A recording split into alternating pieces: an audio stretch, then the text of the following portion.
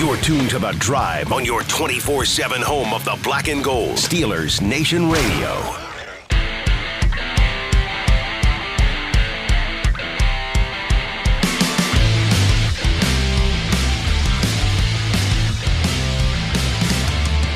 Good afternoon, Steeler Nation. It's The Drive on the Steelers Audio Network. Wes Uhler, Matt Williamson with you here for 2 hours on this Tuesday, where we have got about 1,000,001 things going on here, Matt. Sure do. It's nuts. The draft just about 48 hours away. More moving and shaking around that, certainly. And Mike McCarthy and the Pittsburgh Steelers off-season programs this week, too. I know that's kind of... That's like way down the list. You forget they're out there. They're working out and doing stuff down there, right? Draft stuff and trade rumors and Aaron Rodgers conversation and Broderick Jones injury and all those things. We have a good guest today. We sure do. We have actually next segment coming up, Joey Porter Sr., Mr. Who Ride himself, one of the great personalities in franchise history, going to join us today. A lot going on. But we didn't want to miss the fact that the Steelers are doing stuff down on the south side. It's the beginning of the offseason programs. Absolutely. And with that, even though he spoke yesterday... Yeah, I thought this was like a typo or a misprint. Same. Like, wow, times are different. But Mike McCarthy and Omar Khan had their pre-draft press conference yesterday. But then Mike McCarthy spoke about the offseason program today. So the guys that are on the roster, the guys that are on the team, the guys that are here... Coach stuff. Exactly right. And so, yes, we wanted to start with that today, as we will obviously, the majority of this show will be draft conversation, but there's still a lot of moving and shaking going on down on the south side this week with the guys that are on the roster, coaching stuff, as Matt Williamson said. And here's what Mike McCarthy had to say this afternoon. All right. Hey, good afternoon. First, I'd just like to start off speaking on the off-season program. I think we're in a really good spot. We're 2.5 weeks in. I've been very pleased with the participation. I first want to acknowledge the coaching staff, between preparing for the draft and just really crushing it, pulling the playbooks together. Offense, defense, special teams, game management, those things, and just making everything readily available for our players, because we believe it's a player first teaching environment. So I thought our coaching staff has done an excellent job, and the support staff has done an incredible job supporting us getting ready. So we've been able to really, for 2.5 weeks, push a high volume of information to our players. The players have been outstanding, and really at the end of the day, the goal is by June 12th to make sure every one of our players has what they need schematically, the communication, the details of each and every one of their roles and their responsibilities. And I think we're off to an excellent start. I've been very, very impressed and appreciative of the time spent by our players connecting with the new coaching staff. With that, I'll take your questions. Is it unusual to have in your other stops to have this much participation this early in the process? I'd say no. This is what I'm accustomed to. I think this lines up with my other opportunities. But it's our league changes. You got rules are changing, and the makeup of your roster is never the same. So I think with just all those attributes of our roster, I think we're in a really good place after 2.5 weeks. Mike, as far as new coaches, assistant coaches, your new players, realistically, how long do you think it will take for everything to kind of gel to get to a place where you feel comfortable moving forward with the season? Well, I think the reality of it is, we're created a teaching environment for us to be able to communicate with a common language. Football will always be football, but everybody looks at things a little differently, emphasizes them a little different way. That's why all 32 teams are different in how they approach the game. Everybody still has the same fundamentals, but the teams really don't come together till training camp. Let's be real. That's our first opportunity for real football. Right now it's just a lot of listening, a lot of learning, a lot of interaction. It just really, this used to be called this, and now we're calling it that. This is the technique that goes with this particular, and how this fits together. I think, when you have the opportunity to install a system of offense, defense, or special teams, I've always felt, and this is purely it started from a quarterback's perspective, you teach everything conceptually. And when you do that, it slows everything down and it gives you an opportunity to teach things in buckets. Like the passing game, for instance, will be taught in 14 buckets. So it'll take 14 opportunities with the perimeter guys to put that in. The run game will be taught in 7 buckets. And it's harder to learn that way because, not hard, it's easier to learn that way, but the application to how it's really going to be utilized is over a big picture focus. And what I'm saying is, when you put a protection in and then you challenge it versus every defense, that's not really realistic because that protection particularly may not be ran in third down.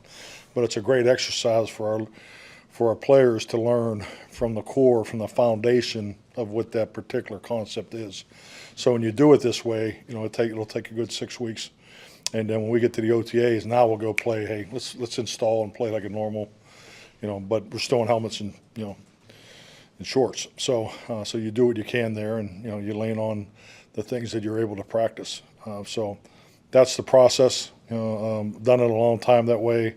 It works. But we're really just making sure everybody is truly ready for when we get off that bus, or when we arrive in Latrobe, that it's all ball. We got the acclimation period, but then we get that first padded practice on August 3rd, if you're wondering.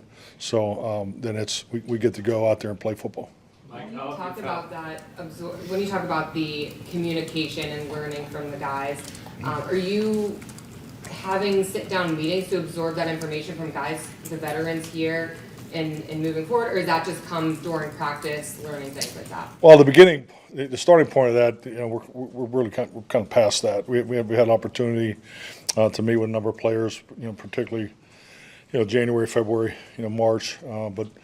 I call it, scheme implementation is the phase that we're in right now. So the scheme development was really what we were going through as a staff the last 3 months. So, but as you implement, the conversations we have with our players are so valuable because this is where things get tweaked and changed and adjusted, and then the final product will be ready on June 12th. That's the outlook. That's that's how you want to do it, and that's how I've done it.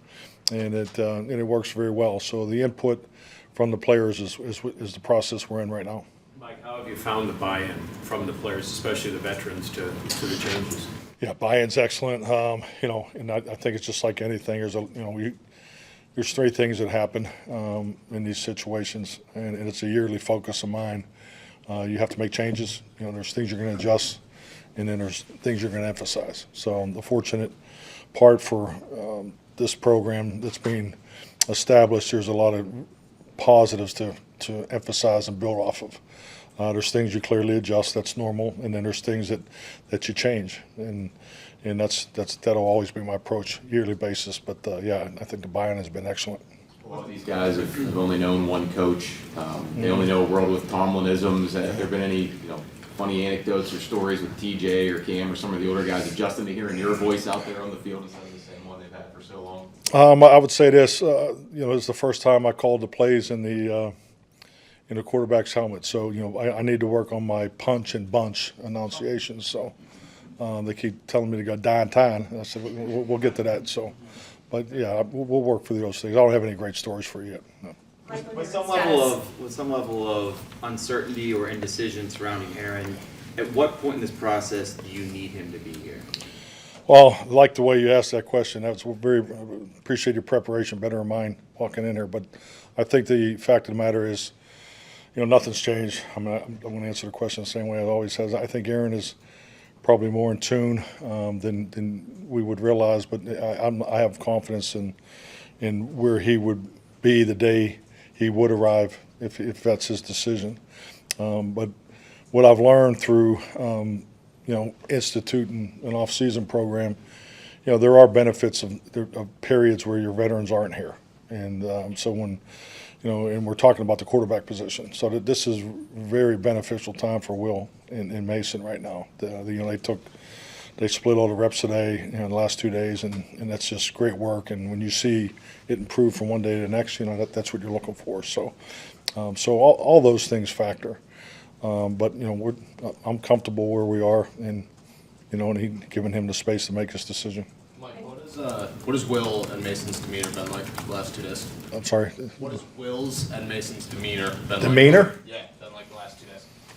All football. I think it's just like anything. You play quarterback in this league, the opportunity to command the huddle and be the guy is those reps are so valuable. So I think they both clearly had a better day today, and they did yesterday, and that's the norm. That's how these things go. Mike, I know you watched a lot of Will's practice tape, you said, and it's only been 2 days.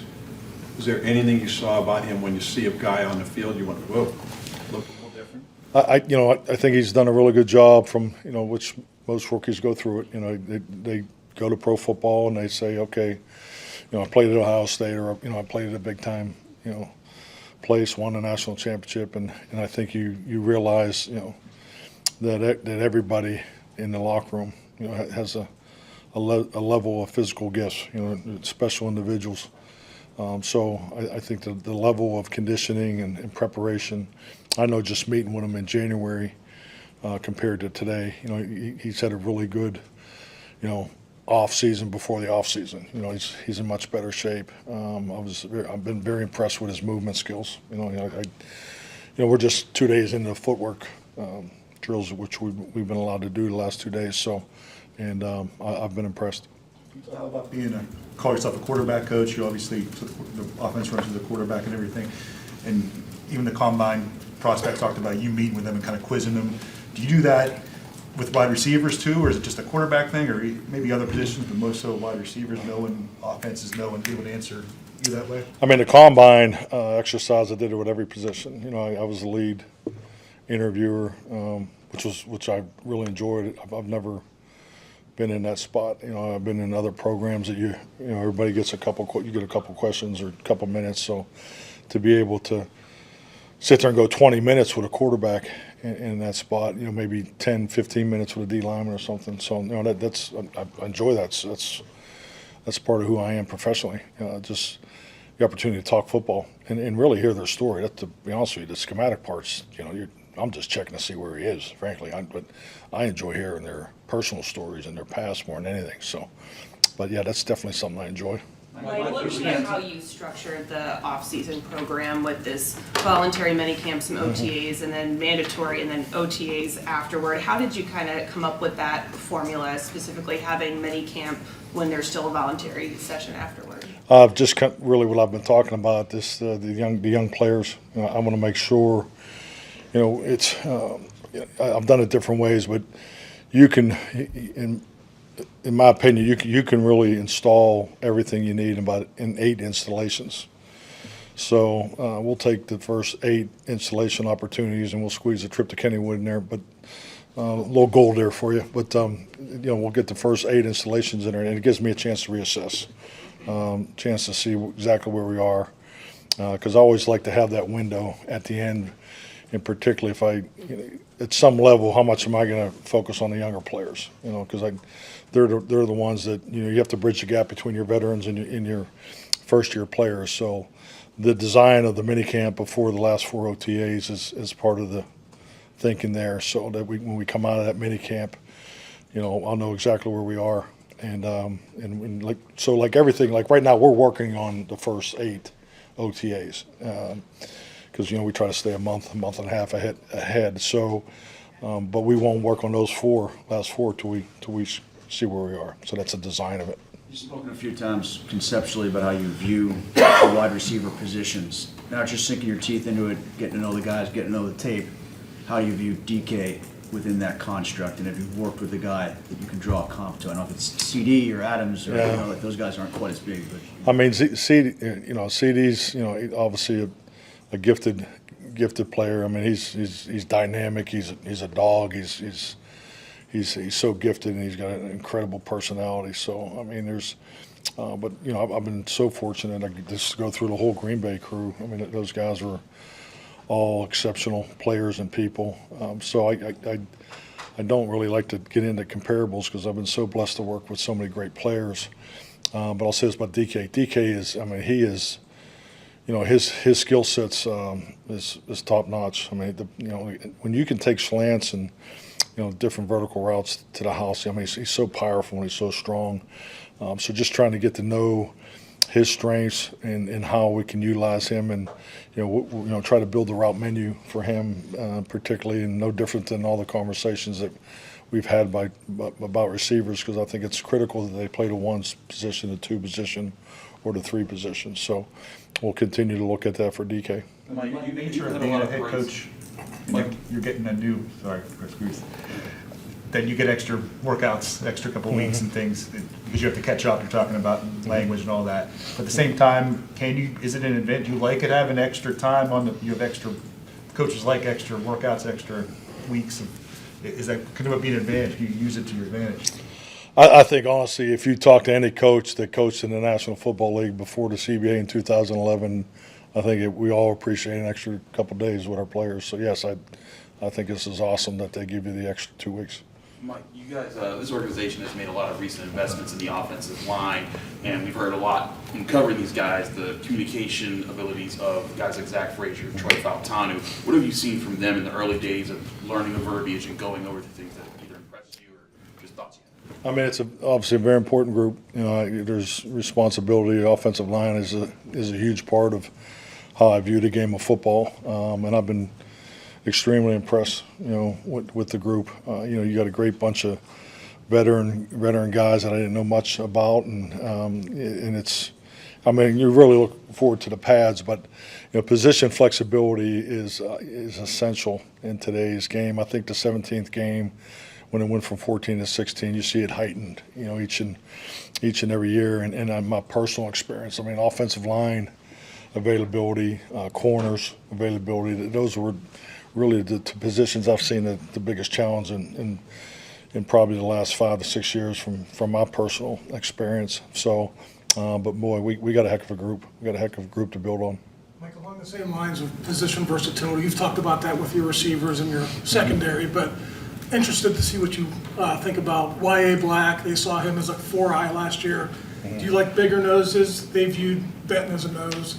Do you view him as a 3? What are your thoughts? Well, I think those guys, just right off of what we talked about with the O-line, they have position flex. And, I mean, this is the biggest defensive line I've ever coached. And I think they look exactly how you're supposed to look. And the O-line and D-line will be the first group off the bus. I'm very impressed with the D-line group.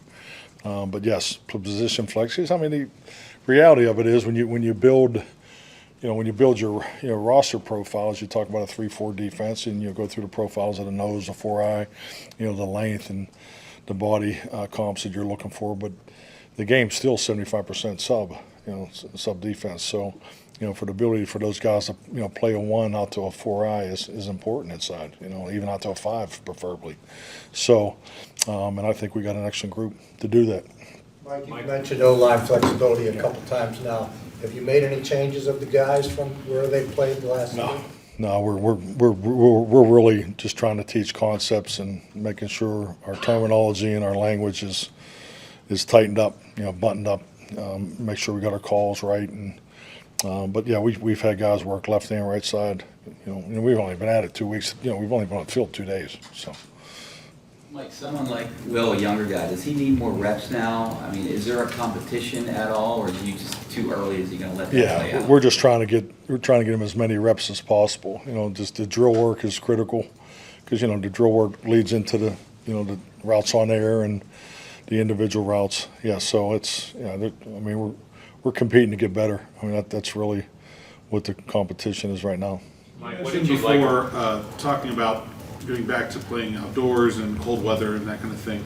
Is there something about the AFC North that you've noticed that you've decided that you feel like you need to tailor your approach to?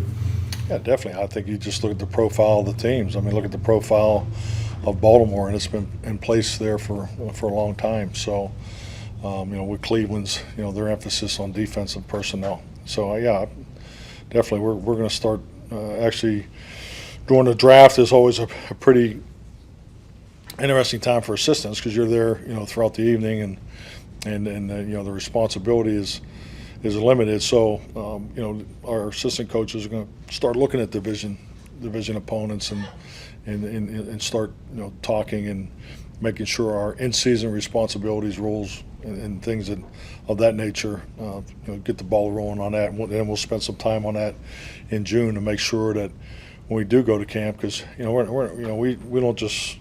run out there and have 100 plays of everything. We want to have, we know the 6 teams that we need to beat, and we want to make sure that we're set to go against those 3 teams, the 6 games that we need to beat. So.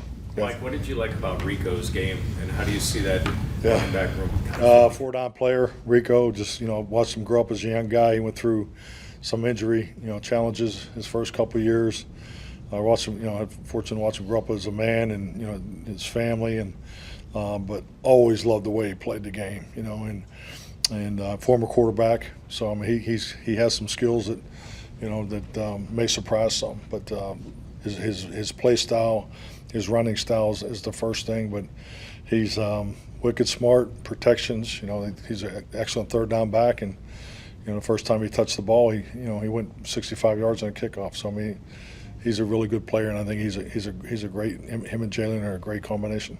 Like obviously, you guys are using this time to get on the same page from a football perspective, but you talked about enjoying hearing guys' personal stories. How big of a deal is this time to, when you're implementing a staff-wide change like this, get to know these guys on a personal level and start building those relationships? I mean, it's important, but we need a couple more hours in a day. Right now, looking forward to the draft. It's incredible from every angle, but I'll be excited when we have our players from the draft and we could just focus on our 90-man roster, because it's for every first-year staff. It's a challenge. Coaches are trying to get homes and families and all that. So we're doing the best we can. But yes, I'm looking forward to when the players get back here, and especially we get past the off-season program, phase 2, and get into OTAs. Guys, 2 more. How do you go about as a coach deciding which cultural things or certain practices that you keep versus things you want to change? Like, for example, the turnover culture and the celebration of turnovers they always talked about, like they did shirts or like 7 shots when you guys do practice, and the emphasis behind that. How do you decide what you like to keep and change? Well, I always ask, what was done. B, if I think it fits, then I'll utilize it. I have to believe in it. And fortunately, I've done this for, 18 years already, so I've tried some things that I won't do again, and have some things that have worked very well. So I think you just put that all together, and you're fortunate enough those are good challenges to have, to make those decisions. So I mean, especially the success that Mike Tomlin's had here. So we're very blessed to follow that. Mike, last one. Potentially a 42-year-old quarterback, is having a veteran backup a luxury or a necessity in your eyes? It's the quarterback room. Let's we have. I really enjoy working with Mason and Will. So, ever how it shakes out, I believe in having 3. I mean, I've been 2. Just a few times in my life, but it was Brett Favre and Aaron Rodgers. So that's a luxury. To be in that spot, but I believe in having 3.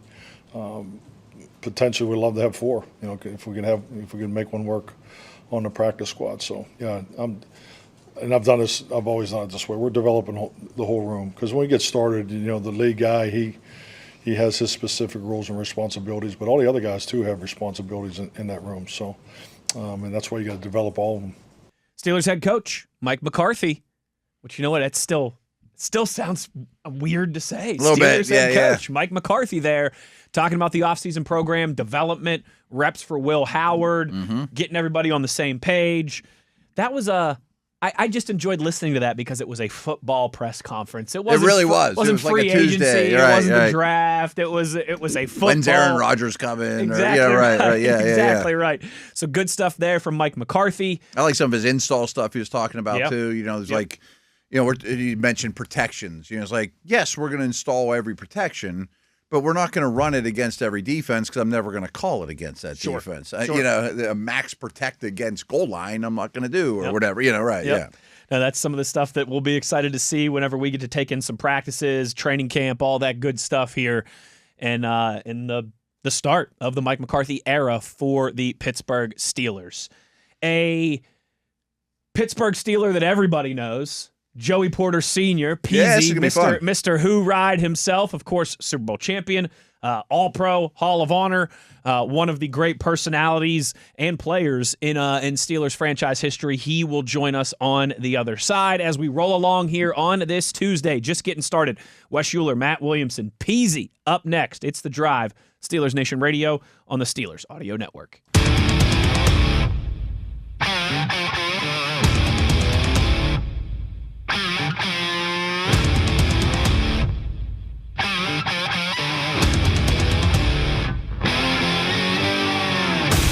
Back on The Drive here on this Tuesday as we continue to get ready for the NFL Draft and all of the different moving and shaking here in Steelers land and across the NFL. And joining us now on the phone line, a very special guest who needs no introduction, but I'll give him a quick one anyway. Yeah. One of the great players, one of the great personalities in the Steelers history, Super Bowl champion, Hall of Honor inductee, Joey Porter Sr. Peasy, thank you so much for taking the time, and how you doing on this Tuesday? Man, I'm doing all right. Trying to get a little golfing in. Nice. Better to this last good day before I get busy during the rest of the week. Yeah, it certainly is a busy week and an exciting time around Pittsburgh. And I got to imagine that's probably one of the exciting parts about it, right? When you have a draft, when you have a massive event like this, it's going to bring a lot of your friends, a lot of your former teammates back to town, and probably a chance for you to get back together with some guys you don't see that often. Absolutely. There's going to be a lot of guys coming to town, catching up with a lot of guys. Hopefully we'll be at some of the same events, just hanging out, catching up with each other, and enjoying how crazy the city's about to be for a few days. No doubt.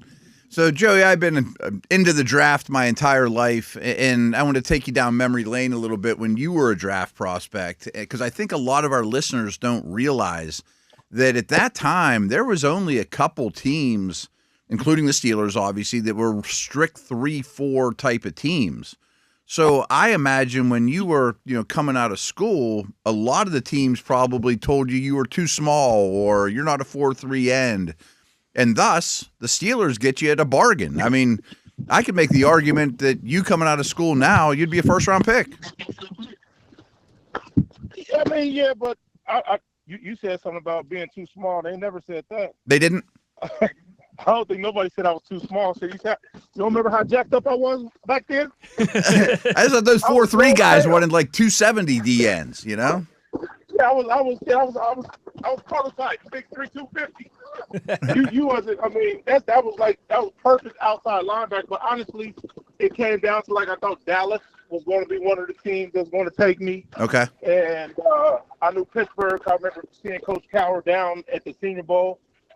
But I didn't really know where, because like you said, I'd only been playing defense for 2 years, and they were defensive ends. But just looking at the prototype for the outside linebacker, I think I fit the bill more than most because I had a wide receiver background. I wasn't just a bookend pass rusher. So it ended up working out. But you're right, it was not a whole lot of 3-4 teams.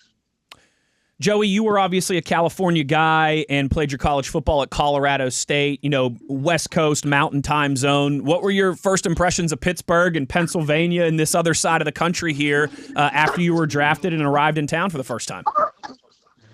Man, just excited, because I'm a type of person that's always been excited about seeing new places and playing in different places. But Pittsburgh already had a crazy history. So coming was just exciting because the history of the guys who played here was you knew what you were walking into when you came. So I was excited about that.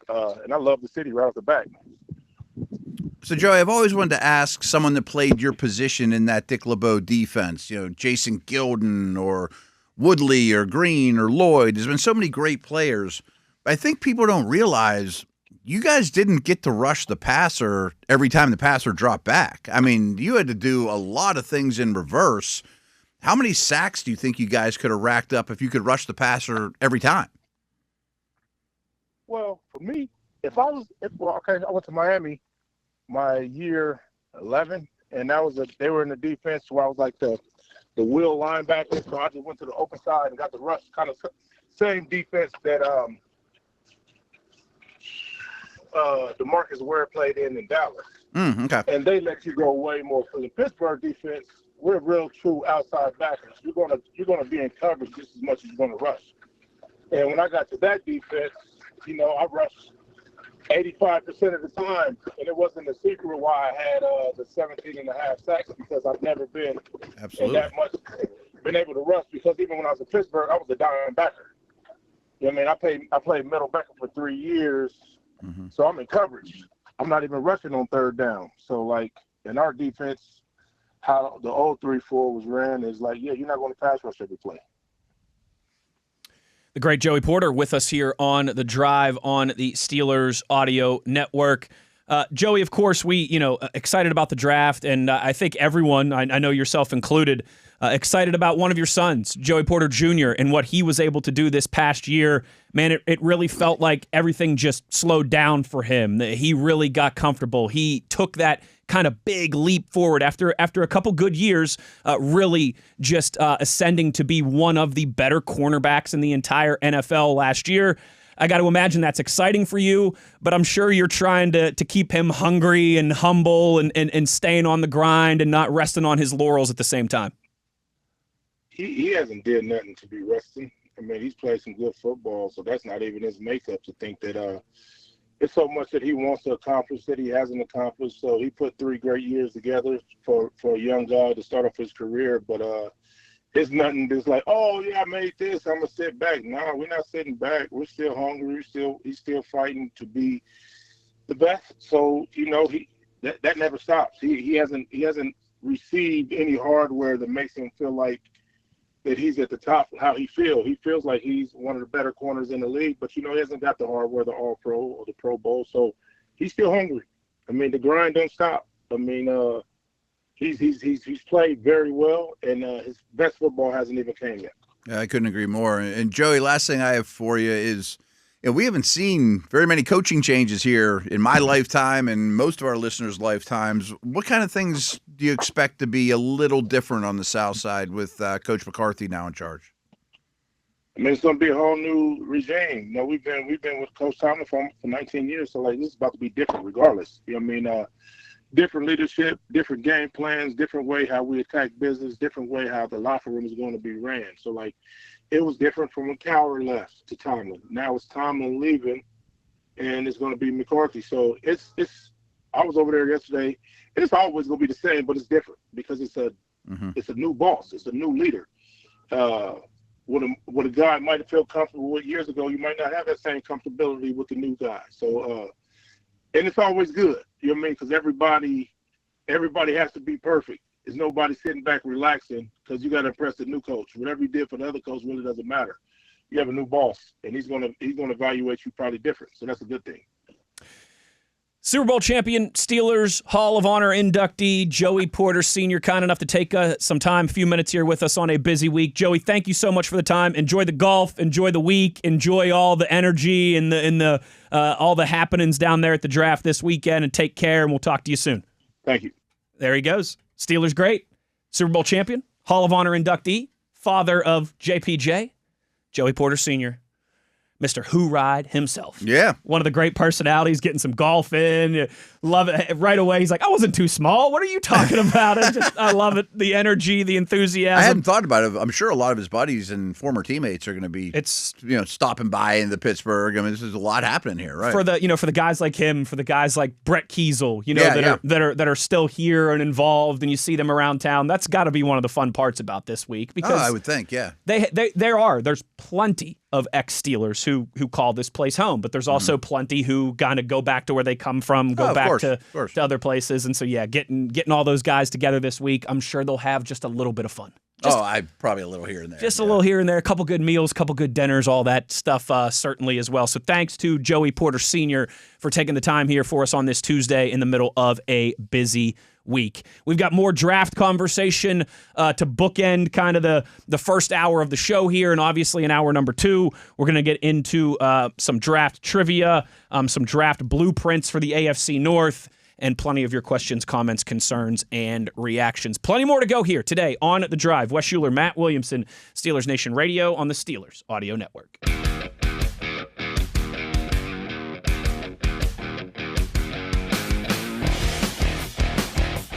Back on The Drive here to close down the first hour of the show. Thanks again to Joey Porter Sr., Mr. Who Ride himself, for joining us from the golf course. That's the one thing, Matt. We should have asked him where he was golfing. You know? Yeah, right. Things are eventful around here today. I'd like to know where he was golfing. I'm sure it's somewhere pretty good. Probably one of the better courses in the area, I imagine.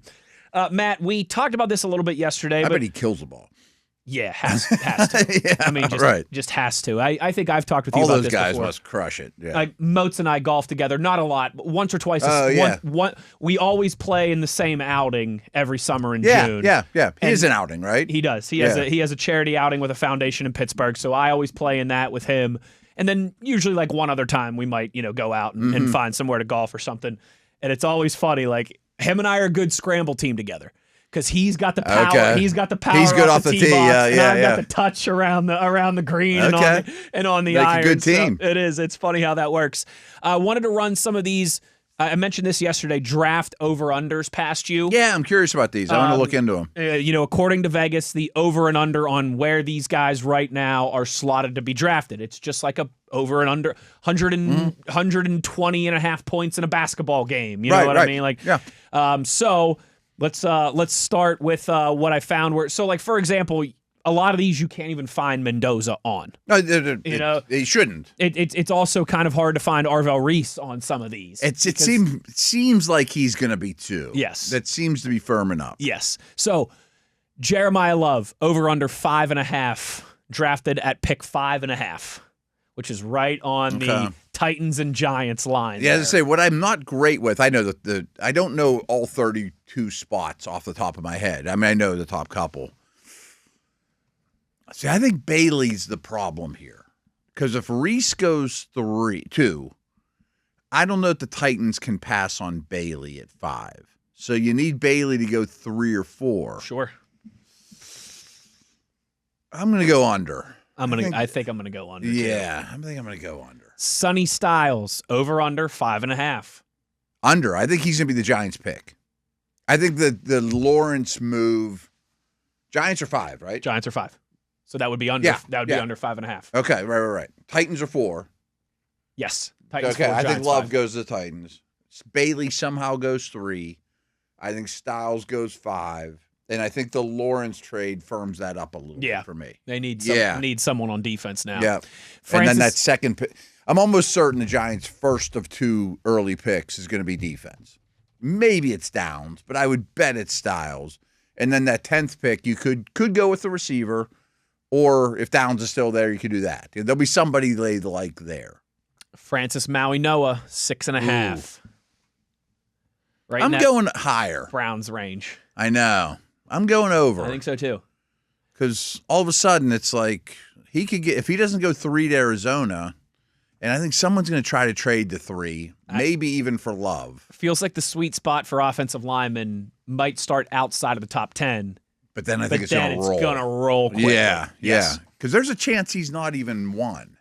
Agreed. Like maybe they take Freeling if it's Sure. Yeah, someone might want a Maybe true the Browns left tackle. take Fanu at 6. That's what I'm saying. The Browns could maybe not want Mauano. Carnell Tate over under 7.5. Right on the Commanders, between the Commanders and the Saints there at 7 and 8. I don't think he gets past the Saints. That's a perfect number. But that would be 8. That is the perfect number. I think I'm going to go over. Okay. I don't think he's going to be a top 7 pick. The problem is if I went under on Love, which I'm kind of regretting the more we talk through this, because I think Washington takes Love if he's there. If he's not, I think Tate is very likely. Okay. I guess I'll go under. Nah, I'm going over. You going over? I think I'm going over on this one too. Okay, that's the perfect number. It really is. These guys are smart, by the way. It's like they know what they're doing. Ruben Bain Jr. 8.5. Over. This is a really good one. Although, this is a really good one. Caleb Downs 9.5. Ooh. right in that Chiefs and Giants. I think I'm going to go over. I'm going to go under. I don't know why, but I think Washington could grab him. They could. That's a great call. The Giants could take him at 5, which I think is unlikely. Giants have enough firepower; they could go from like 10 to 8 and grab him. I'm going to go under. Spencer Fanu, 9.5.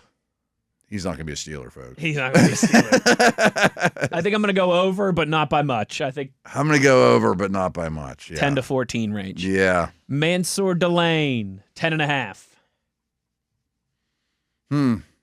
Now this one, I don't think the Giants would take him. I at was 10. going to say I think but since he's sitting there, Cincy, it changes I think things. could have. So I think I'll go over for him too. The Saints worry me though.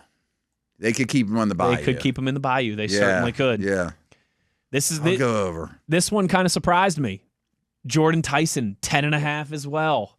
They're talking about him like challenging Tate. Maybe going to the Chiefs, maybe going to the Saints. I think I'm going to go over. I'm going to go over too. Mekhi Lemon, 13.5. 13's the Rams, right? I think I'm going to go under for him. McShay had a good point the other day, sticking with me, though. It's like the Rams, they could still get a pretty high-quality receiver with their next pick or move around. I mean, like everyone in the world's pigeonholing the receiver at 13 to the Rams, which I don't have a problem with, but would it definitely be Lemon? And usually those ones that become super chalky never hit. Even like I remember when Joe Alt came out, like every mock draft for 3 months, he's going to the Titans at 6 or whatever it was. Nope. I'm going to go over on Lemon. Venga Ioane, 14.5. I was say it's not a 22, is it? 14.5. I'm going to go over, but not by much. I don't know. Giants could grab him at 10. Giants could grab him at 10. Dolphins could grab him at 11. I mean, for the Venga lovers out there, and there's many of us, don't get me wrong, that trade didn't help because the Bengals weren't going to take him. The Giants might. I'm going to go under. I might go under now that I'm thinking about it, too. 14.5. Oh. Seems like a Harbaugh pick. It really does. A couple more of these. Kenyon Sadiq, 15.5. Where are the Bucks at? 15. Yeah, that's what I figured. And who's 16? 16 is the Jets' second pick of the first round. I'm taking the over there. Ravens scare you, Bucks scare you. I think over too, though. Yeah. Caden Proctor, 16.5. Right there in between the Jets and the Lions. I think he falls to the Lions and they get him. I think slightly over. Yeah. Jermod McCoy, 17.5. I'm going to go under. I'm going to go over. I don't know that one little workout's enough to erase concerns. Dylan Theneman, also 17.5. Under. Yeah, you think? I think Dallas, if they can't trade out of 13, could grab them. I'm going to go over, but I assume the Vikings are right Vikings at 17. are 18. Yeah. Monroe Freeling, 19.5. I'm going to go under. I'm going under. He's just a left tackle. Someone's going to fall in love with him. History shows, Yep. yeah, he could be a trade-up guy. I don't even have to worry about that stuff, yeah. Omar Cooper Jr., 23.5. It wouldn't shock me if he goes 21. Wouldn't shock me if he goes 21. I don't think he'll go 22 to the Chargers, right? Don't think so, no. And then 23 is I'm going to go under on Cooper. I'm going to go under on him, too. I'm going to be a lot of heat. I think I'm going to go under on this guy, too. KC Concepcion, 24.5. Agreed. Ty Simpson, 24.5. Over. I'm going over. I think he ends up in the first round, but like 30th. Of all these, that might have been the one that I was surprised by the most. Yeah. I would have thought his would have been more like 27.5, 28.5. Real quick, who's 23 and 25 or 24? Like Omar Cooper Jr. Who's picking 23? Oh, who's picking? Eagles at 23. They're not going to take him. Browns at 24. Bears at 25. I mean, those would be trade. I would say they're thinking someone's going to trade in that neighborhood, or the Browns is going to take. I don't think the Browns will take him. Denzel Boston, 27.5. Under. I think someone's going to, that frame, that size. I'm going to go over, but it's a good number. TJ Parker, edge rusher out of Clemson, 27.5. I'm going over. I don't really see it, but there seems to be a lot of buzz. like everyone gave Peter Schrager a lot of a hard time because he mocked him to the Steelers at 21. Schrager's really good at just getting the right 32 in the first round, not necessarily their landing spot. And I think he just wanted to get him in the first round because the Steelers aren't going to take an edge rusher. Sure. Right. Sure. All right, 2 more. Chris Johnson, corner out of San Diego State, 32.5. I think he's a first. I think he gets I'm going to go under. I think he's cornerback 3. And then the last one that I found very interesting, Garrett Nussmeier. Ooh. 110.5. I think I'm going to go under. Under. If there's always a gap. Like there's the guys the league thinks are starters, and then the other ones wait. But that's really late. I mean, that's falling out of day 2. Well out of day 2. I just thought that was an interesting conversation. It's a fun conversation. Where Vegas thinks those guys are going to be, and maybe even on Thursday or something, we can revisit a couple of those and see if they've changed at all. Yeah. On draft day. I mean, like I'm old enough to remember the draft when everyone on the planet thought Reggie Bush was going first overall to the Texans, and then Mario Williams, and then Mario Williams. I mean, like I'm not saying Mendoza, but maybe number 2 something happens. Crazier things have we happened. didn't see a Lawrence trade coming 2 days ago. Certainly. Hour in the books, another hour to go. We'll talk some draft trivia, some AFC North blueprint here, and, of course, get to your questions, comments, concerns, and reactions in hour number 2. Uhler, Williamson, It's The Drive, Steelers Nation Radio on the Steelers Audio Network.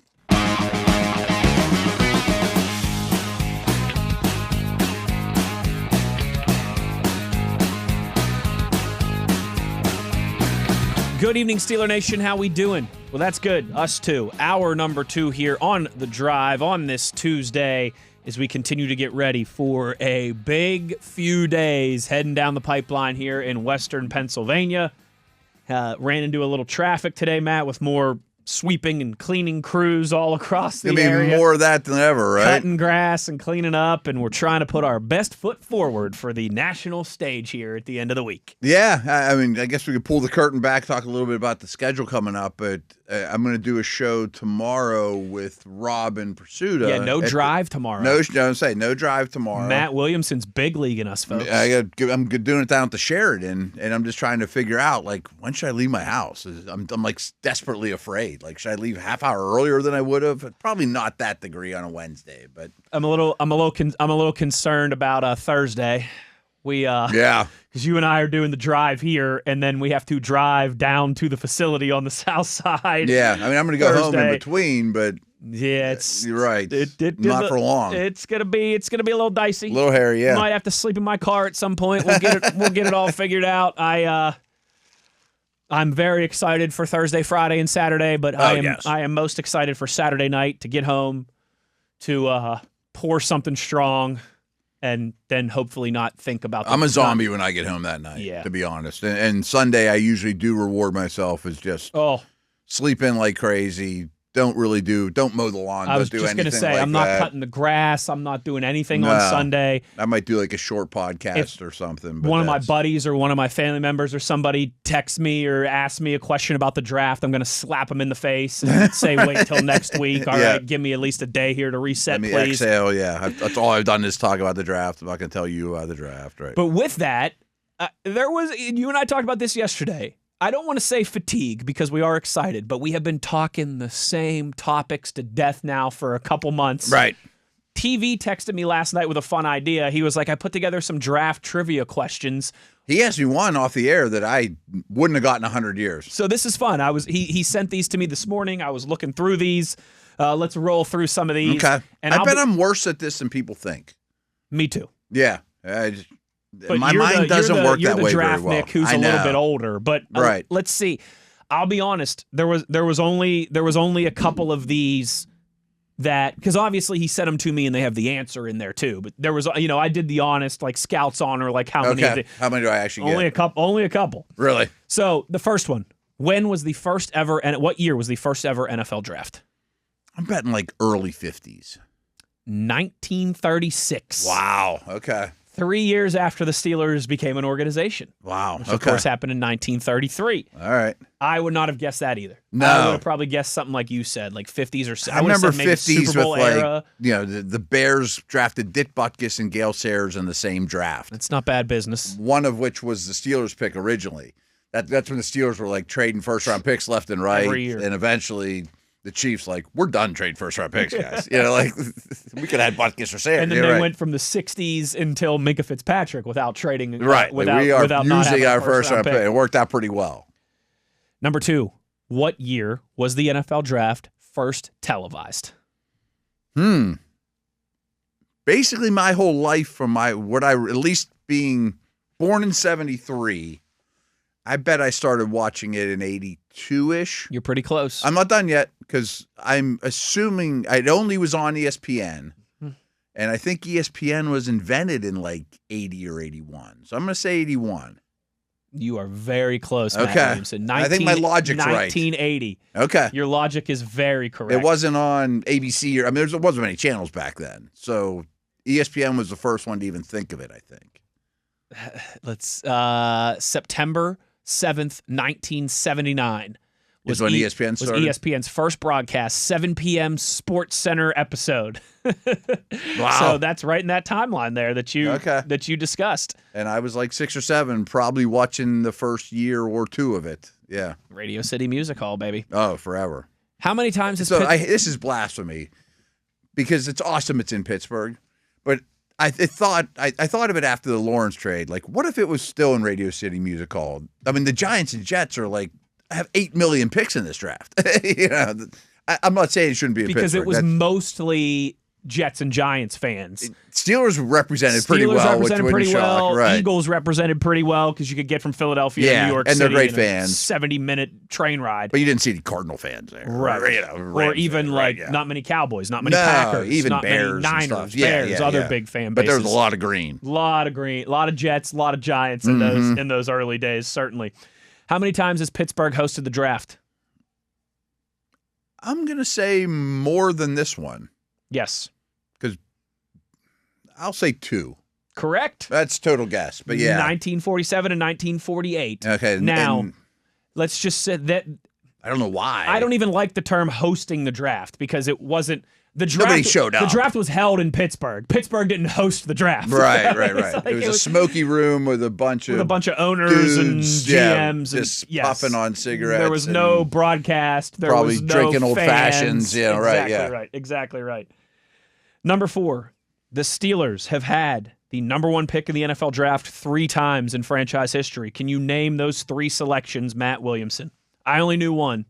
Bradshaw. Correct. That was the only one I got. The other ones had to be before that. The other ones were before Bradshaw. And I don't know them. Bill Dudley, who was a running back he in ended up going to the Hall of Fame. 1942. Yeah, okay, yeah. And Gary Glick, a defensive back in 1956. I actually knew that. If it had been a multiple choice test, I would have got that right. I was but much I couldn't better. have pulled. I couldn't get fill in the blank. I was much better at those multiple choice tests when I was in school as well. Number 5, who was the Steelers' first ever first-round pick in 1936? Oh, no idea. William Shakespeare. I did know that too. Okay. I feel like I remember Labs telling us about this or something one time. Bill Shakespeare. He was a halfback and a punter, and he never played a down of professional football because he decided to pursue his career in business instead of playing. Probably made more money. I bet you that was probably a smart move right. for old Bill Shakespeare. And there's been a couple. The Bucks took Bo Jackson with the first overall pick, and he didn't play for him. Like, that's a kick in the privates. Yes, man. it is. Like if Mendoza never played for the Raiders, could you imagine? And you don't even get to trade him for anything. Right. Oh, William Shakespeare screwing over the Steelers. Too interested in his poems. Write a poem about it. Yeah. Ravens. A sonnet about it or something. Quoth the businessman nevermore. Number 6, how many quarterbacks have the Steelers drafted since taking Terry Bradshaw in the 1970 NFL draft? Holy smokes. How about this? I'll give you 3 multiple choice options here. 12, 22, 27. 22. 27. Okay, I say there's no way it's 12 because there's a lot of 5ths and 6ths. That's true. My first number should have been higher. Like the Pickett draft, they had 2. Right. You know, I mean, right? Ola Doken. Right. I mean, there's just a lot of 5th, 6th round picks, more years than not. 27 quarterbacks drafted by the Steelers since 1970. I wonder how many are like the first 2 rounds, though. I mean, it's like Mark Malone, Ben. I mean, there's not many early ones. Pickett, though. yeah. Question number 7. How many Steelers Hall of Famers have been drafted? So that wouldn't include Donnie Shell, for example, who was an undrafted guy. How many Steelers Hall of Famers have been drafted by the team? They have 29 Hall of Famers. Correct, TV? Is that the right number? Does that, are the Rooneys part of those 29 Hall of Famers? So that's a good point. It's just players. 29 players. Because Chuck Noll obviously wouldn't have been drafted. The Rooneys wouldn't have been drafted. So side note. So here, the Steelers have 29 players in the Hall of Fame. How many of those were drafted by the team? Okay. Real quick. In my bathroom in my basement is a picture of the 1979 or 1978 Steelers. Okay. They had won the Super Bowl. You know how they'd all get like on the bleachers scoreboards and behind them. There's a couple bulbs out. Yep. You know, but it's like the 1978 Steelers. There's a couple bulbs out. And every time, or not every time, but often I look at that thing and I'm like, how many Hall of Famers are on here? And the answer is 13. But if any of you came over or knowledgeable Steeler fans would say there's 12 because Tony Dungy's in there. Ooh. It's his rookie year. I'm like, how many Hall of Famers are in this picture? There's no Rooneys, but there is Noll. And there's 12 players, but one of them's Dungy. It's easy to be like Lambert, Harris, Green, Mean 75, 88, 89. Mel And of course, Blount. they're all sitting there. Yeah. But Dungy's in there, too. That's pretty cool. So it's one extra. I don't think Dungy's going to count on this. Hall of Famers drafted by the team. That's a good question because remember, TV put this together. Did we say there's 29 players in? That's what TV has. Yes. They didn't draft Bettis. They didn't draft Kevin Green. Exactly. I'm right. just trying to. They didn't draft Shell. Exactly right. He was an undrafted. It's free going to agent. be most. I mean, most organizations aren't going to have this high a percentage. Sure. I'm going to say there's 2 I'm missing, so I'll say 25. 16. Wow. Okay. Yeah. 16 Hall of Fame players drafted by the team. That seems low. We need to double check that one, TV. I mean, there's a dozen on that picture, but that eats up a lot of them. It does. And like you mentioned, The old school guys. Bettis wasn't drafted. Green Right. wasn't drafted. So Rod Woodson would be another. Oh, yeah. Ben's still not in. Yeah, I was going to say some of them aren't in yet. Faneca would be another. Troy would be another. Some of the old dudes, I'm thinking like Stotner and Dudley, and they were all drafted by the Steelers, I think. Like pre-Super Steelers. We'll revisit that one. I mean, off the Super Steeler team, they're all drafted. They didn't trade for any Hall of Famers. Didn't trade for any Hall of Famers back then. Were there any others, though, that were UDFAs like Donnie Shell, or was he the only one who wasn't drafted? I think he's the only one because the draft not was drafted. so long. back then. Right. I think he's the only Super Steeler that's not drafted. This was one of the ones that I And knew. you're right about like the Woodsons and, right. This is the only one, or one of 2, I think, that I knew the answer to. Which college has the most number 1 overall picks in NFL draft history? I want to say USC or Notre Dame. It's one of those 2. I'll go Notre Dame. It's USC. Is it? Yeah. Upper St. Clair. No, the University of Southern California. 6 TV number sending 1 us something here. picks. What we got here? Number 1 picks. Yeah, right from the Steelers website. Total of 16 drafted by the team. I mean, I believe them. It just seems like it'd be higher. Like if you told me over under 16, I would have thought more because there's about a dozen off those teams. Yeah. There's a couple before that, and Faneca, Troy. Like the guys you mentioned, Woodson. Number 9. When did the NFL abolish the lottery bonus pick system, which randomly awarded a team the first round pick? Obviously, people never in my lifetime. People know the idea of the draft lottery. You see that in basketball and hockey. Right. Do you still with those? Yeah. Okay. Now they've made the tanking perimeters much stricter in that league. Like the worst record in the league now in the NBA and the NHL, I think only has like a 33% chance to get the number 1 every pick. ping pong ball like they used to or whatever. It's way before my lifetime. I'm going to say in the 50s. 1959. Okay. All right, few more here. Number 10. Let's see here. Oh, what's the latest ever draft pick that the Pittsburgh Steelers have made? I liked this one. Oh, it has to be really late. 487. Really? In the 17th round, 1976. Kelvin Kirk, a wide receiver. You said 17th round? 17th round, 487th overall. Imagine getting that email. Hey, Williamson, you're going to be on the draft for 17 rounds straight.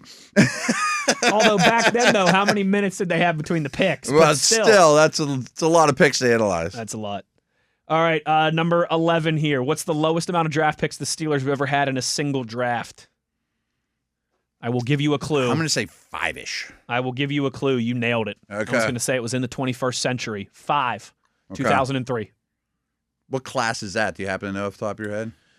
Was that the Troy year where the Steelers traded up to get Troy? That makes sense for Troy. Yep. Did Dale or Pursuit ever tell you that year? They were on. This was before I worked for SNR or whatever, and the parameters were a little different. You were a scout for the Browns that year. No, not Troy's 2003? year. Not Troy's No? year. Oh, okay. But anyway, Pursuta and Dale were on the air and had to be on the air. I guess the rules were back then for our jobs. You're on the air until the Steelers pick, and then like a half hour later. Right. And then you can leave for the night. Right. Because not as many people are listening. And Pearl Jam was in town. I have heard this story. And they're like, man, I'd love to get the Pearl Jam. We can get tickets through the station. We're downtown anyway. But there's no way we're going to go. Steelers are picking in the 20s. And then they trade up for Troy. Half hour later, Pursuit and Dale or Pearl Jam. Rock it out. Right.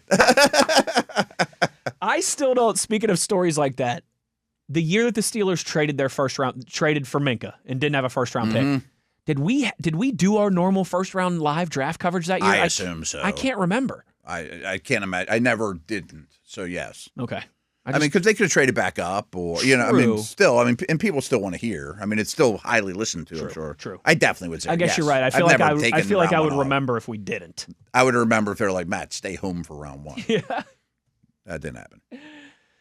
The players of which NFL draft class have thrown the most interceptions in league history? I'm going to go for Ben Rivers. That would have been my guess too. Yeah. How about you probably want to go earlier because they threw interceptions like crazy back in the day. I was thinking about the that. Marino I was thinking the class. Elway, Marino, like Eason, Kelly. I mean, they had some not so lot of great starters. Ken O'Brien played a lot of snaps. I mean, they had 5 starters for multiple years. But it's probably ones in like the 70s because they threw like 35 picks. 1971. Okay. And then last. Is that Bradshaw? He was Plunkett. Plunkett was the first pick. He won the Heisman. Arch. Ooh. Archie He Manning. had a rough go of it, yeah. It's amazing. He never That's had the last time the Saints drafted a quarterback in the first round. Never had a winning season in New Orleans. And it was really good. Yeah, that's when they were wearing bags on their heads and stuff. Last one, and to be fair, this was a bonus one because TV kind of added this, and so Matt and I do know the answer to this. We were kicking this around before we started the show today. Lowest drafted quarterback to ever win a Super Bowl. So I do know the answer. Immediately, everyone in the planet's going to say Brady. That was my first. It was like Brady, and so I didn't. I'm like, it can't be the answer because yeah. there's no way he's asking me that now because I would never know, and I would not have got this even in a multiple I don't choice. think we would have gotten this. Because my original thought was it had to be somebody drafted when there were a lot of rounds, probably in the 70s. But the quarterbacks in the 70s, I mean, since the Super Bowl era, you know all the quarterbacks, and they're mostly all highly drafted. Bradshaw had 4 of them. Staubach had 2. Stabler had, Namath, Starr. Like they were all high picks. So there was no like come from nowhere guy. Then I was thinking like Mark Ripien or, maybe one of those not well-known dudes. You know the answer. I would not have got it. It's Brad Johnson. Yeah. And he was like a 9th round pick, I think. 9th round pick. Florida State. 227th overall. Yeah, with Tampa Bay Bucks when they had that great defense. Yep, which is crazy because that was a 9th round pick. Now what, 227 would be a 6th-round pick or a 7th-round pick because of all the compensatory selections. And there's more teams in the league and the comp picks. Exactly right. But Brad Johnson, 9th-round pick, 227th overall in 1992. Brady was 199. So even if we're not talking rounds, we're just talking about the draft selection. Yeah. That 71 quarterback draft class, Jim Plunkett, Archie Manning, Dan Pastorini, Lynn Dickey, Ken Anderson, and Joe Theismann. That's actually really good. It's a really good People class. that don't know Lynn Dickey and Pastorini, they were really good quarterbacks. And Pastorini got traded straight up for Ken Stabler. Ooh. Yeah. There used to be so many trades back in the day. Oiler-Raider trade, yeah. So that was fun. Thanks to TV for putting that together. I thought that was just kind of a nice change of pace. But what we want to do, let's get back into some draft intel. Let's take a look here at what some of the kind of big questions are for the AFC North and big needs and that thing. Let's focus on the division here when we return. Wes Uhler, Matt Williamson, hour number 2 of The Drive, Steelers Nation Radio on the Steelers Audio Network.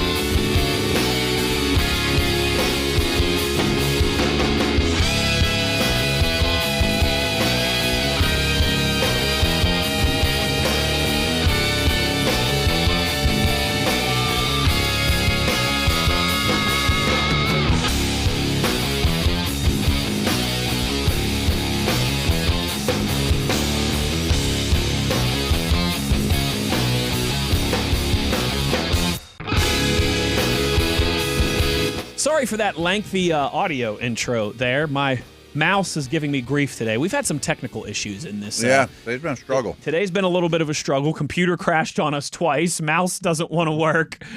But you know what? We cut our eyelids off, and we keep it going here, Matt Williamson.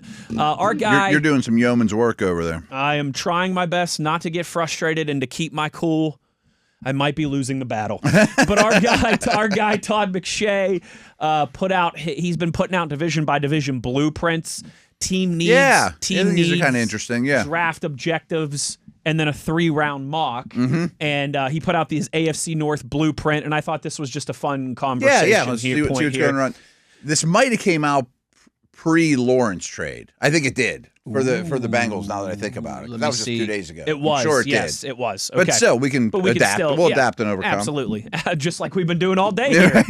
I'm going to take this sound program and I'm going to take it out in the back alley and beat the crap out of it with a baseball bat.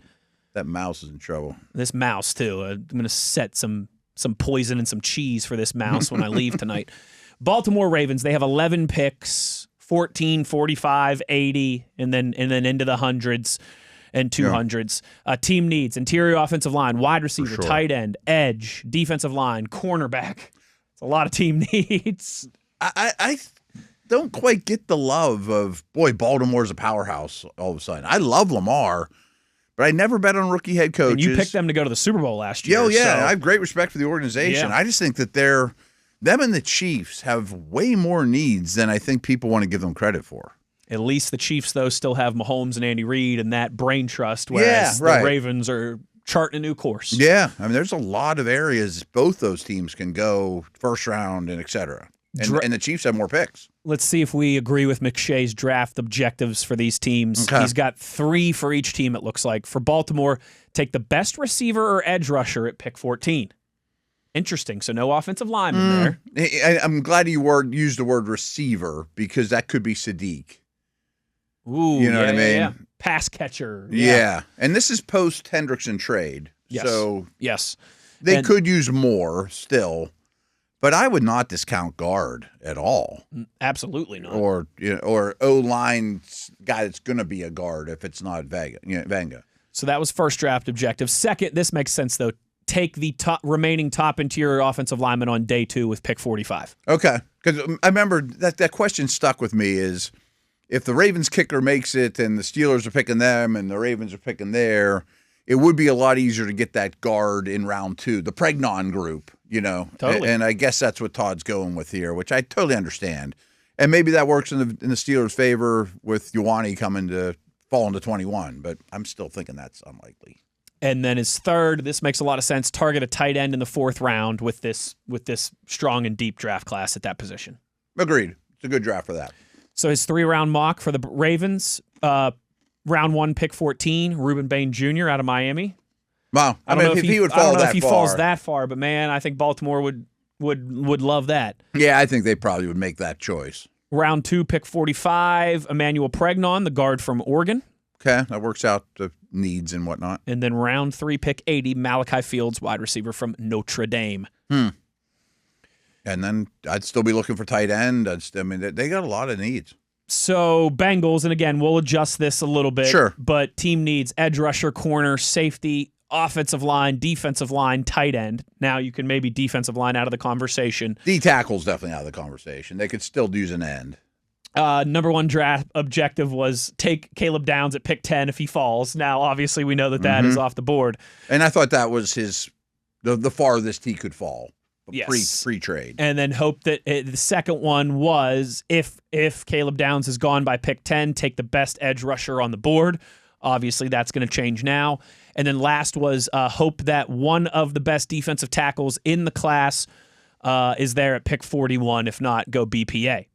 Which they probably didn't feel great about D tackle falling to 41, or they wouldn't have made this trade. I think so. Yeah. I think so. So they still have pick 41, 72. I think this is well written at the time, but obviously that gets thrown out. Let's go here then for Cincinnati. What's the priority now at pick 21? Or 41, pardon me. See, now I think even after the trade, yes, they could use interior line. A tight end would be a nice addition, sure.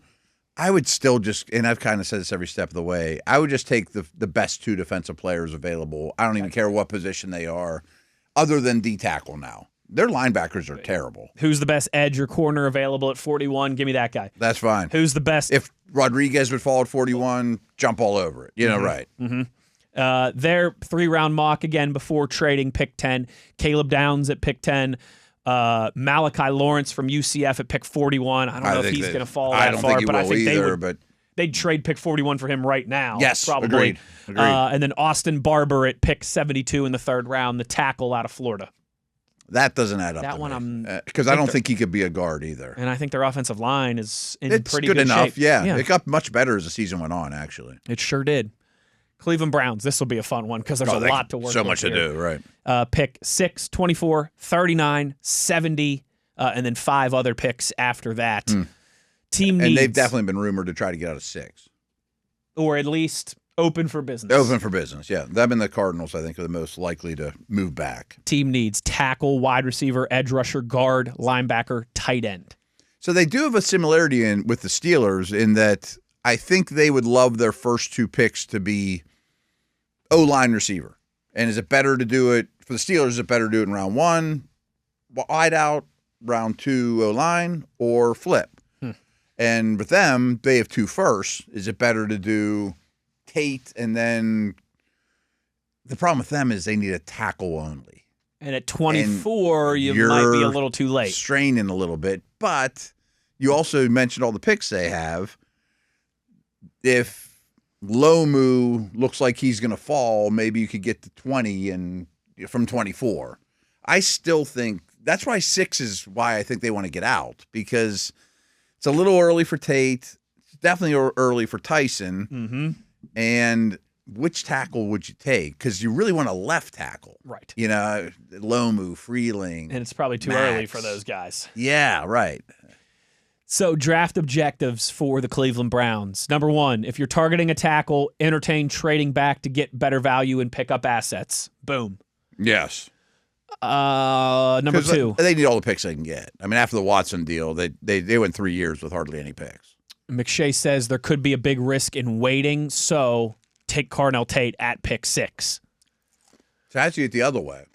I feel like if they trade back with the Cowboys to pick 12. Oh, now you're real pretty. Then the offensive line, there'll be an offensive lineman there that will fit the bill for you. I'd grab Freeling. But if you are trading back from 6 to 17, you know, that might not be the case. Right. You might make a risk of waiting too long. Mm-hmm. And then the third is... Their situation's stickier than you think. It is. Yeah. It is. They would almost move back 3 or 4 picks from 6, and then move up 3 or 4 picks from 20 if they could. You know what I mean? If there was a way that you could like, hey, let's move back to pick 10 from 6 and then move up to pick 20 from 24. That's obviously not how this process works. But like, I don't know how much of this I believe, but that's why I think they want to do business with Dallas, because like the deals you often hear is like 6 and they're mid-second for both Dallas firsts, because then I can kind of and get both a little closer to each other. Probably take care of both needs, but rumor has it Dallas does not want to trade both firsts. Which I totally get. Yeah, they'd rather sprinkle in something for next year, or you know what I mean? Because then they don't pick again, till the 4th round, I think, the Cowboys, right? After those you're first right, 2 picks. because they don't have the Pickens pick, and yeah. And then the last for the Browns is if you are, if it works out, you get a tackle and receiver with your first 2 picks, target edge rusher with pick 39, deep position group will be quality options available. Okay. I completely agree with that. Yeah, and say their defense is really good, but it's not without it's not like the Bengals where you can just do one side of the ball. Yes. Yeah, Yes. right. I would not if I were them. And they have enough picks that they could take shots. His 3-round mock has them trading back to pick 12 with the Cowboys and picking up an extra 3rd-round pick in the process. Caden Proctor, 12th overall. KC Concepcion, 24th overall. Gabe Yakis, I believe, isn't that how he pronounces his last name, out of Illinois? The J's silent. The J's like silent, but there's still a But weird. I think there's a I was Y. listening to Nate Tice and Yeah. Dane Brugler, and they were pronouncing it like Yakis, kind of. Yakis. Gabe Yakis at 39 out of Illinois. Jalen Farmer, the guard from Kentucky, 3rd round, pick 70. And Josiah Trotter, linebacker from Mizzou, at pick 92. They're going to get a haul. Oh, yeah. I mean, they're At gonna least they better. Yeah, At yeah. least they better. You look at teams like them, and especially like Miami and the Jets. Yeah, they're all really bad, but after the draft, you'd be like, whoa, look at all the dudes these guys got. Finally, the Pittsburgh Steelers, the 3 draft objectives from McShay for the black and gold. Number 1, prioritize the offensive line. Consider a tackle on the first day and a guard on the second day. Agreed, especially with 5 picks. Man, that's gonna upset a lot of our listeners who just want wide receiver. Don't understand that, but okay.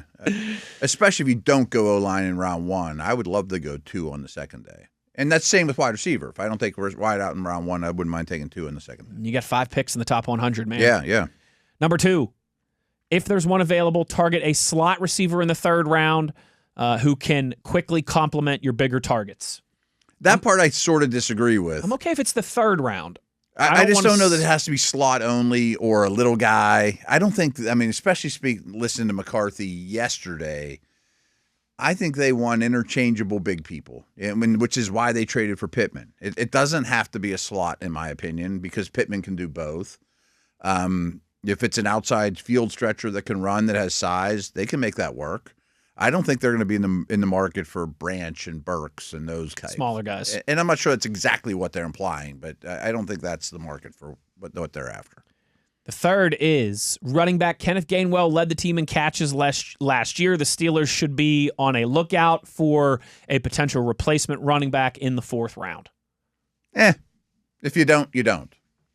I don't hate the idea of taking a running back in the 4th round because I think the value is going to be really good. Right. If Emmett Johnson's sitting there, right. And as you and I have talked about, you're 1 injury to Warren and Dowdle away from needing Caleb Johnson, and I at least want him to have to earn it in Latrobe in the preseason. Yes. So even Homer's more of a special teamer. Yes. Yes. That room's more fragile than it looks. One of those top 2 go down, all of a sudden you've got a lot of unproven production that you would need to count on. And you can say it's about 1 million running backs, but Warren and Dowdle have taken their share of hits in this league. Sure. Yeah. Sure.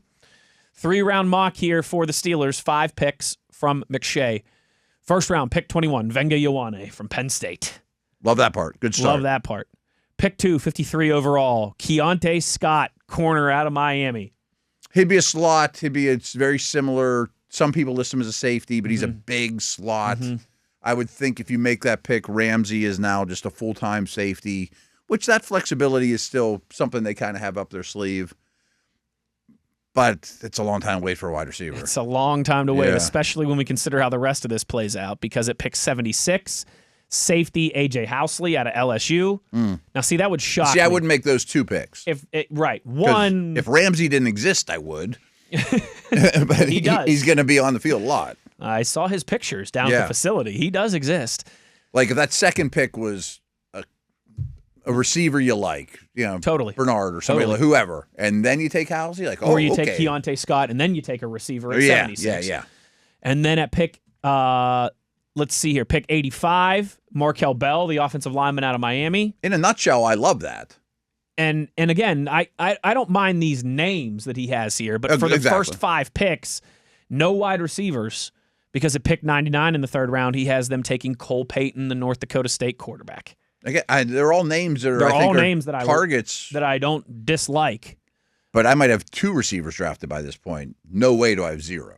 And no way can I make it through my first 5 picks in the top 99 and not take at least 1 wide receiver. I mean, the only way I can even consider is if I have a trade for Ayuk set up or something crazy like that. I'd consider taking 2 wide receivers with those 5 picks more than I would 0 wide receivers with those 5 picks. Yeah, agreed. But I do like those names. I like all those names. They're all names. names that we've mocked to the Steelers. If all those players ended up as Steelers, I wouldn't be upset about that part, but it would be what are you doing at wide receiver? And you don't need 2 defensive backs. I don't. Not that early. Yeah, I mean, if you I took like one both in of the those 6th guys, round or whatever, it's fine. But swap one of those defensive backs out with a wide receiver that we like, and I think I would sign up for that haul. But maybe I don't know that I'd take Peyton that early. But other than that, I mean, if it got me Vega in round 1, maybe I would. And I love the Miami D-back. Don't get me wrong, but if that was a clear number 3 in training camp wide out, Bernard or one of those type of dudes, that would make a lot more sense. Then the haul adds up more. One more segment to go. We will close it down with your questions, your comments, your concerns, and your reactions before we get up out of here. Uhler and Williamson, it's The Drive, Steelers Nation Radio on the Steelers Audio Network.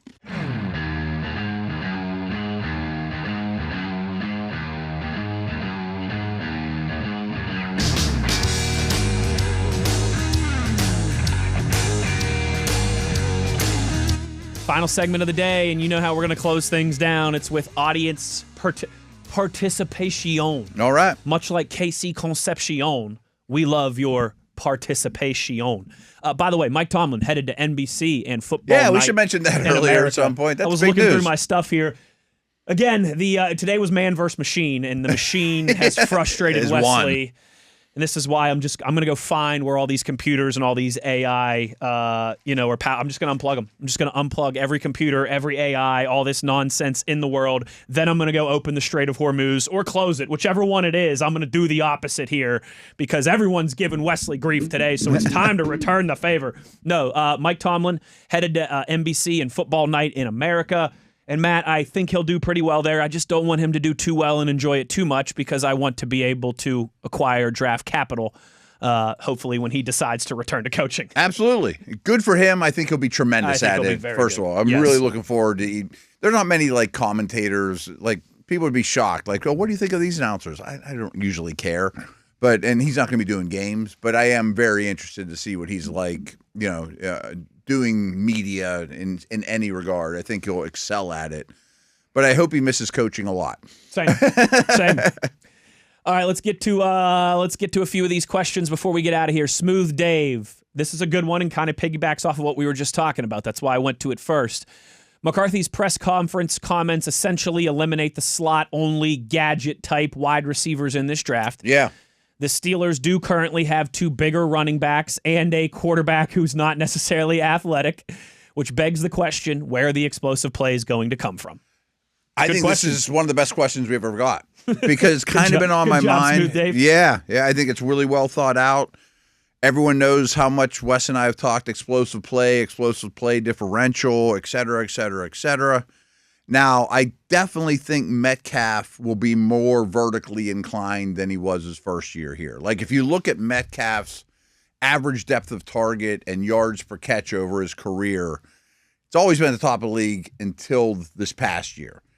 Now, it will be a quick-hitting passing game. He'll catch his share of slants and things like that, too. It's not going to be like go ball, go ball, go ball, go ball. Sure. But I think the addition of Pittman and wide receiver to be named later will make him more of your vertical shot guy. And I think protection will hold up. I think Rodgers still throws a good deep ball.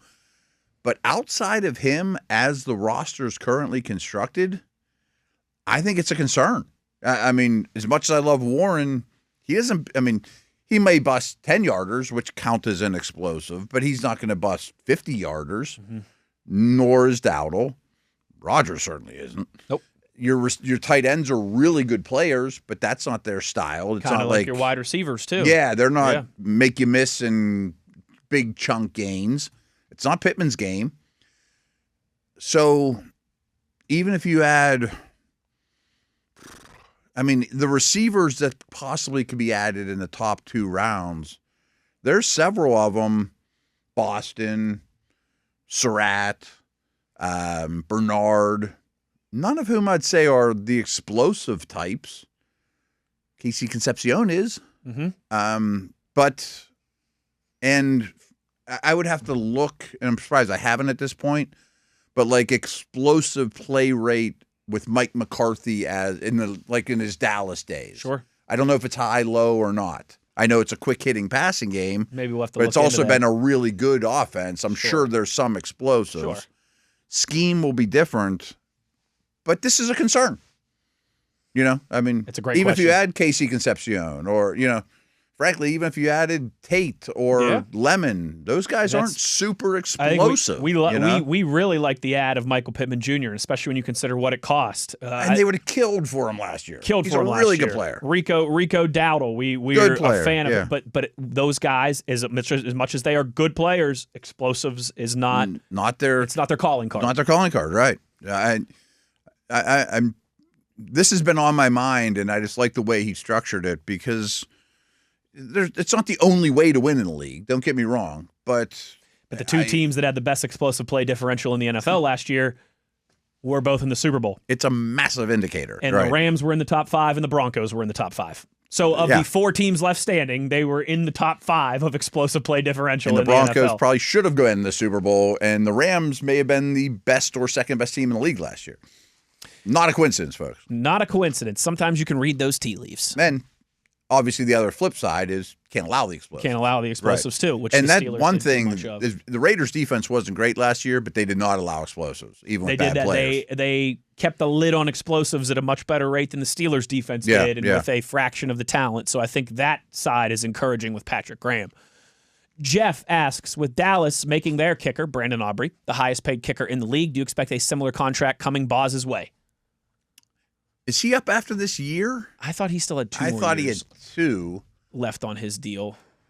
And by no means do I think he's declining, or, you know, kickers don't like fall off a cliff usually.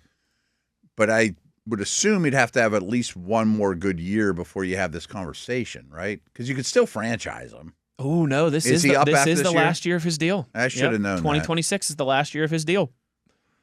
I guess it'll be similar. I guess I would think so. Yeah, maybe slightly less, but if it's a year later, there's always that year later inflation. Sure.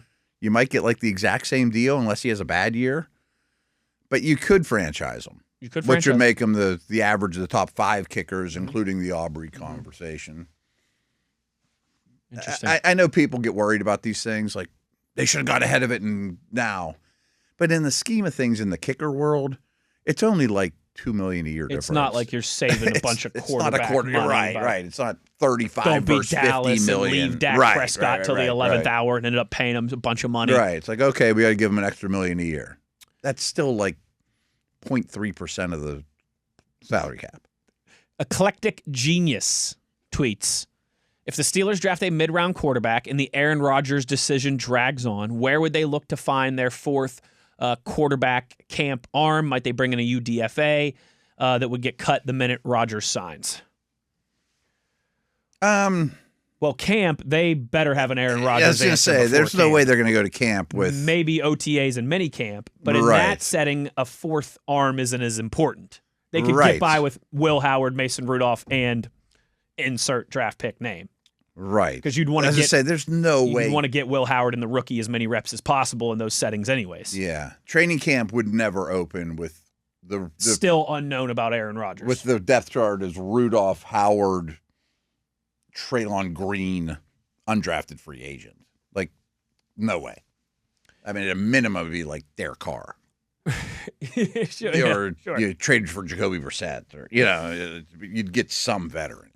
T-Mac says, I'm getting a bigger and bigger feeling the Steelers may go offensive line in the first and the second round, and I don't think Venga will be either. Mike McCarthy continues to reiterate offensive line versatility. Yeah. Listen, They play tackles at guard. I would be shocked if the first 2 picks were offensive line, though. Me too. But it wouldn't blow me away. I would be shocked if 2 of the top 5 are. I would be shocked. Yes, exactly right. Like a Markel Bell in the 3rd round or something. Right. I would be shocked if one of the first 2 picks isn't offensive line. Agreed. But I would be shocked if they were both offensive line. Now, there is a good conversation to be had here, and I'm not sure if this is what T-Mac was getting at or not. But like a Pregnon or a Basantis, and I know Rutledge has played center, but he'd never play center here. And I don't even care that he can play center if you draft him. Or for the Steelers, guards only. Mm-hmm. Would that make them less attractive because they don't have flexibility? Because we've heard a lot about flexibility every time McCarthy's at the podium. Receiver and O-line. Yes.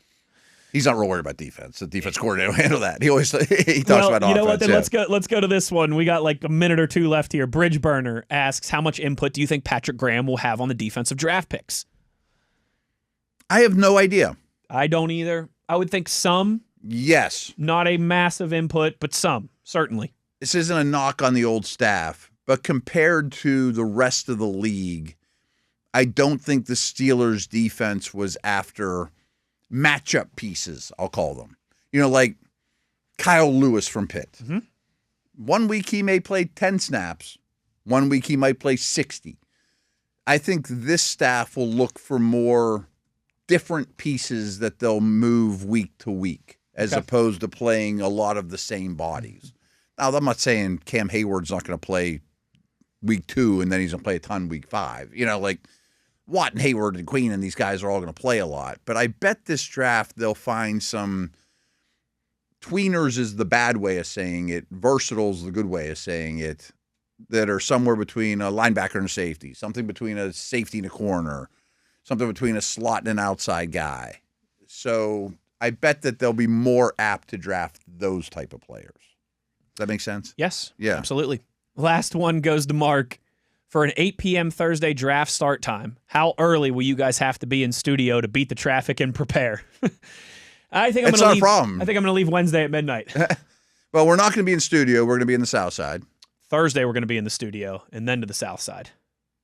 What did he ask? How early do we have to be? You know, here on Wednesday? Thursday, Friday to beat traffic. Oh, okay. Friday, we'll be doing the drive from Station Square.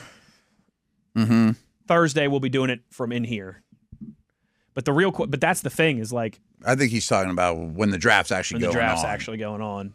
I plan on being there an hour beforehand. Yeah. I'm just getting a little something to eat. I'm going to be checking the Waze app the whole day and just seeing how the traffic's building up and how long the estimated time is. And I don't think South Hills to South Side will be. It won't be terrible for you. Terrible, right? No, and it won't be. I come from the north, so it won't be as bad for me either. Right. We should both be able to avoid the city. The only thing that concerns me is Thursday from us having to come from here in Bridgeville to downtown. But we'll have 5 hours before. Not 5 hours. We are going to record. We are going to record Thursday's show early because we can't be on here till 6 and then on there at 7. That's just impossible. Right. But yeah, we'll figure all that out. But early, Mark. I mean, we're going to err on the side of caution and err on the side of being early for sure. And I'm always anxious to get down there. Same. Plus, they have good food. And a lot going on and people for us to talk to. Make a coffee and all that good stuff. That'll do it for today's show. Thanks to Joey Porter for joining us, and to TV, of course, as always, for helping with some notes and some trivia and producing the video side of things on YouTube. Reminder, no drive tomorrow on Wednesday, but we will have double shows Thursday and Friday and a bonus show for you on Saturday. So content won't be a problem. Content will not be a problem. For Matt Williamson, I'm Wes Uhler. Thanks, everybody, and take care. We will talk to you soon. As always, you know where to find us. It's on your 24/7 home of the Black and Gold, Steelers Nation Radio on the Steelers Audio Network.